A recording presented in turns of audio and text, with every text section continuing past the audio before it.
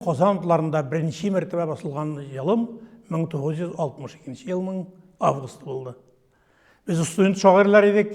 Ол вақытта Дауд Сұңғатов деген, Шамил Маннапов, Пединституттан Ханиф Хуснуллин деген шағыр жігіт бар еді. Мен башқалар шулай айтып, барыбызды бір түркімге бөлініп, тұжғинап бергенлер еді. Ис кеткеш зор тәсір қалдырды енді ол. Енді анда шынды еллар бар еді. Атлы да адамын саны, артына бұрла, сабый. Уйланам мен де. Үткенде бір қарап алсаң ярығы. Тәпилеп ғұмрым язында із жасап кеткен едім. Не болар үткен елларыны, жыр башын бір қарап үтсәм деймін. Не башланып кете тұрған еді, шулай нетейін шиғырының. Ол енді яшіліктің үйреншік шиғыры бір қараңда, әлекен үш шиғыр янда, бик алында, шында оқ есімге тілге кірдім, шуны айтырға керек. Қозан ұтларында басылу, ол енді еш шағырмы, ол прозаик мы, башқа мы, ол енді әдебиетке келу дегенні аңлатадыр. Қозан ұтлары битлерінде басылу. Міне шуңа күрә ол менің бик сүйінішлі елім бұлы, келмек келесі елға, онда басылғанға 60 ел тұла екен. 60 ел. Әм журналға 100 ел. Бик қызықлы нәрсе, мен өзім соғыштан соңғы ауыр тұрмышта, қараңғы ауылда, Ирактағы, Башқұртстанның Марс деген ауылында өстім. Бізді яқтырыз үшіміне нәқшы жоқ Қозан ұтлары. Ол вақыттағы Совет әдебиеті журналы еді.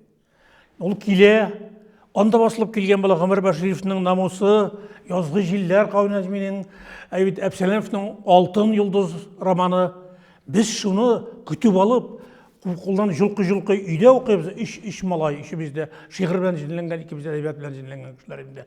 Әм бүтін ауылда да барса, бүтін үстінде де шунды энтузиазмы, қошан келе, нәрселер басылған, Әбсәлемов келді ме, Алтын жұлдыз девамы бар ма?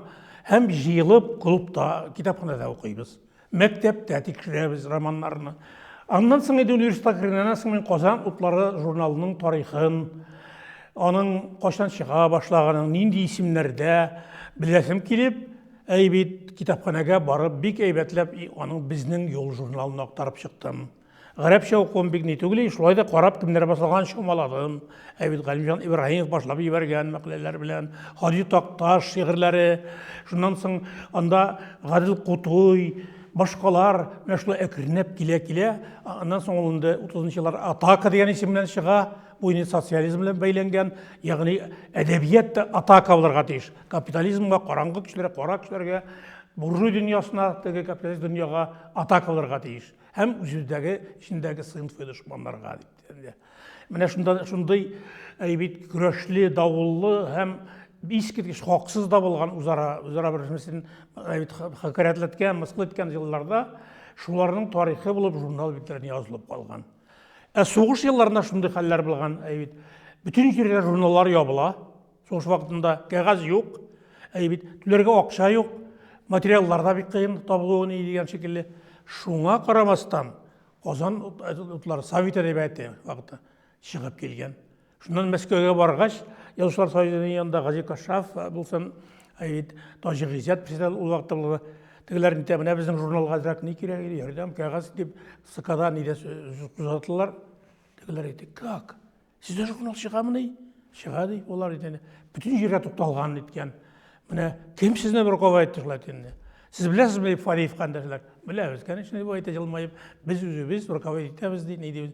Шуның шикелле бик мактап килгән аларда, шул елларда 10-20 мең тираж белән бу безнең журналыбыз чыга. Hem o jurnal frontllarda kütüp alıngan bula. Frontlarda, onlara gazetlarda, front gazetlarında bizim şaktı köp yazıcılar deyler.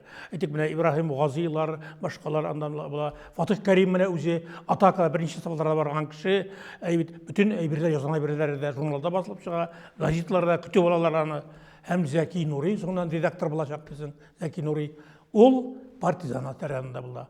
Оларға да самолет белән капчык белән төшәләр журналны. Сугыштан соң бит инде бераз Җәлил дә кайтмаган, башкалар да бераз әзрәк йомшабрак киткән. Шигърият булсын, ни булсын иде, ләкин проза бик көчле иде. Укытадыр ягъни шул.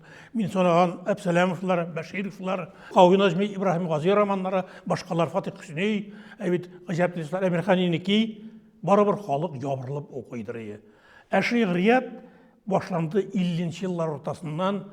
Камил Афзал, Илдар Юзеев, Шәүкәт Галиев, Әхсән Баян, Рәшид Гәрәй, шын ауылчы яхшы шагыйрь иде.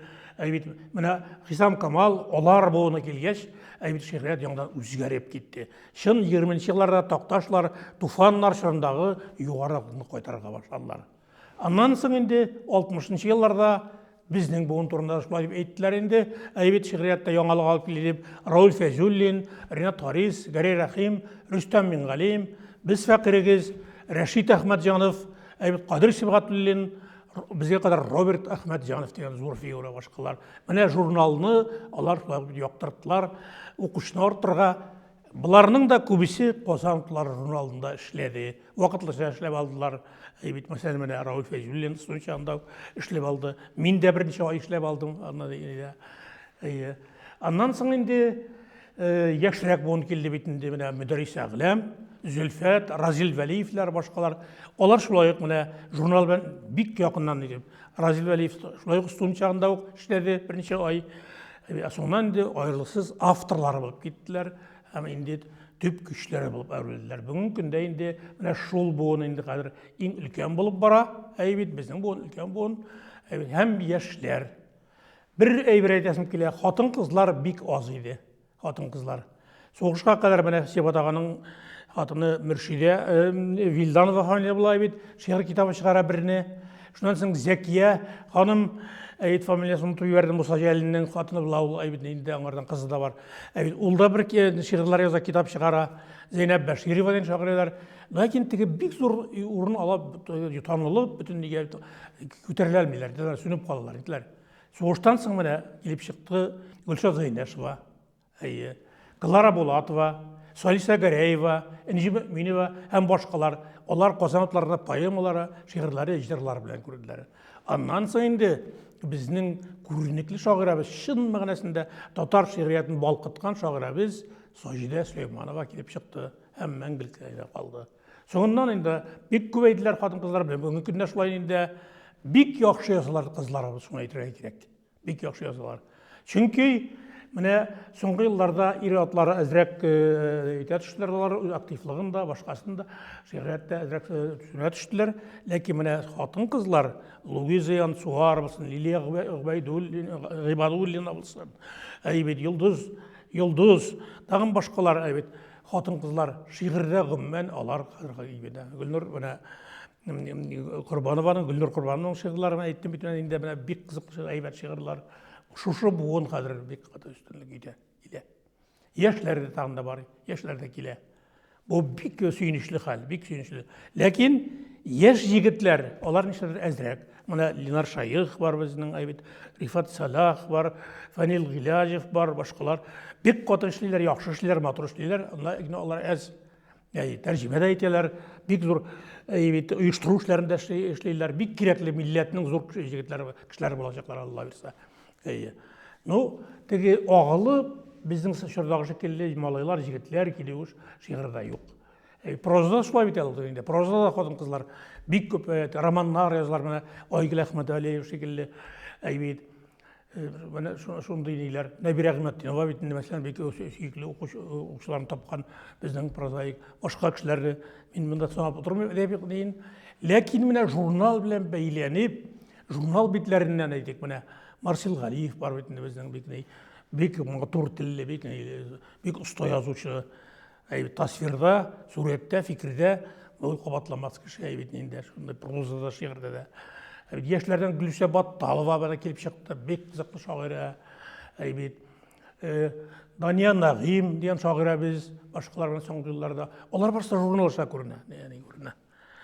Менә исемнәр сунаган омтылып та киткән шигырьләр, кишерләр ләкин шуны да әйтә алам, журнал исәндә әле Оның да біздің күзгі бұларақ біздің әдебиетіміз, беректе шиғриятыбыздың yüzü көрінешек.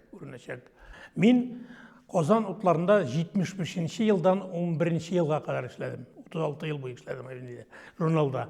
Гәрей Рахим шулай ішледі. Гәрей Рахим. Шуннан соң Марсел Ғалиев ішледі журналда.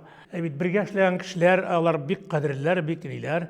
Тауфиқ Айди деген біздің милләт үшін бик көп ішлеген сондай публициста, yazушы, әдип те болған кіші біз ішледері. Бик кейін қарашлы, бик білімленейлі бірге отырып ішледік. Сұлтан Шәмси, бик әйбәт прозаик бірге отырып ішледік.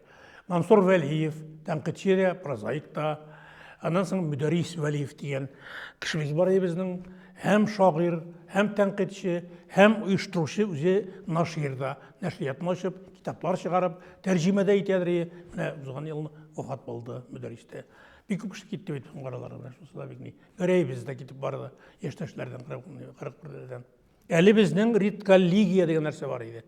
Яғни әбір кетірілейкен, біз оны оқытып алабыз Сибат Хакимге, Хасан Туфан, бек қызықты үзу қойдырайы, Шәукат Ғалиев, Нур Ярыслан деген шағырымыз бар біздің меңе қадар ішледі, ол ішледі, Илдар Жиев, Байзе өлегенде 10 ел ішледі. Нур Ярыслан оқып барадыр, тәржіме етерлер, bütün илдің халықларынан ең зор классикларын тәржіме бик көп әйбірі.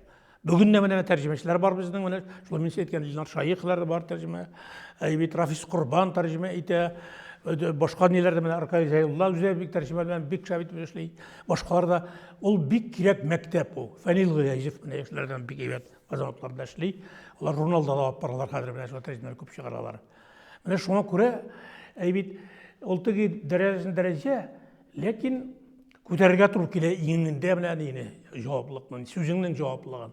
Син инде димәк отказ бирәсең икән, әйбергә дигән шикелле, син аны исбат итәргә тиешсең. Ул бик кыен нәрсә. Benim kolkumda men kıza başlayayım, ite başlayayım, ol evet tesir etmeyi. Namine Rinat Haris var, bizden bari baş redaktörü mi? Bizden talaşlar da avtorlar kripteler Rinat Haris'ka. Şundan Rinat Haris alarga көзләренә тургына карап, әйтне бармагын булай өтә дип куеп тигеләргә гетереп, пистолет кыпшасы шикелле шундый дип аңлатып бирә. Тегеләр рәхмәт дип әйт бер сүзләмичә безгә кирәк калып тормыйча чыгып китәләр инде дария. Менә бу логика белән ни белән теге шундый фикерне сеңдерә алу кирәк дигән шикелле. Салкын канлылык. Шуның өчен алар баш редактор инде. Без теге гади редакторлар, бүлек редакторлары, бүлек мөдирләре. Менә бер заман бездә Фәүзия Бәйрәмова эшли башлады. Корректор булып кына, корректор. Аның янда университетка укырга килергә, яңа булышырга тоже корректор булып, Гүлзада Бәйрәмова сеңлесе килде. Соңыннан шулай шагыйрь язучы булды, тәрҗемәче. Фәүзия менә шунда эшләгән вакытта Казанлылар корректор эшләгән чакта иң беренче повестьларын язды, пьесаларын язды. Бөтенләй билгесез кеше. Кинәттән атаклы әдип әвереп китте әдибәгә. Журнал биргән канатлар үзе әйтә, мин журналга бурычлымын ди. İçindeki potansiyel kişi berip çıktı. Çünkü яңа prozını başlara kirege. Яңа prozını bizde Razil Veliyev, Fevziye, tağın birinci Barışlı Galiyev var. Başkalar şulay başlar verdiler 70'li yıllardan ileride. 1982 yılını jurnalının 60 yıllığı oldu. Beyram ettik eyme. Şunda mene Tatarsan'ın Otqazan'ın kültür работный isim verildi. Şundan soň 2001 yılını әйбет журналында тан юбилей алдынан болды. Не olur? Меңе Таtarsan'ın Otqazan'ın сәнгать işçilik isemi verildi. Журналда ашып берген вакыты не вакыты иде? 8 yılında Тукай премиясын алдым бит инде. 11 yılını işten кеттім. Саулашып инде қазір еште бар театры үлкенште 12 yılının Tatarsan'ın халық шагыры исемен алдым. Онысында шул Казан утларында басылған әйберләрем өчен дип, әйбердәге эшчәнлегем өчен дип, ул үстер дип, аңа бурычлы дип саныйм бөтенсендә Казан журналга. Әле кичә шул турыда бик озак уйлап утырдым. Чөнки нәкъ 12 сан килде дә, мин аны 2 көн һәм 2 төндә яңадан от коргыдан шикелле укып чыктым журналны. Bütün нәрсә яңадан яңарды. Birinci әйбет итеп бирелгән яшь шагыйрә әйбет Гөлнур Корбанова, әйбет яшьләрдән бик әйбәт шигырьләр бик ни. Шуннан соң повестьлар укыдым. Берсе Айгөлнеке, берсе Асия Юнусованыкы, ikisi de бик әйбәт повесть, ikisi de. Şundan soň başga şagirlerinde Kırım Tatarlarının tercümeleri verilgen şagirlerinin Kırım'da bik әйбәт tercümeler hem bik әйбәт şagirler. Şundan soň başga юбилейlarında, men jurnalda bizim turmuşda edebi dünyada nerseler var. Anın kaysynyň юбилейи, kaysynyň agymdagy şiiriyet, agymdagy proza, başga janrlar barысы da hatta bir tonda çagılış tapkan. Hem şundan 12-nji Stambulga şendi nerseler basılgan bu ýylynda barısında ýumak ýazgan şekilde işleri bilen berilgen iske düşürüp tura. Alda kilesi ýylda 100 ýyllygy jurnalybyzyň. Ey süýükli, ey kadirli basma, sen bit bizning kozgan utlary.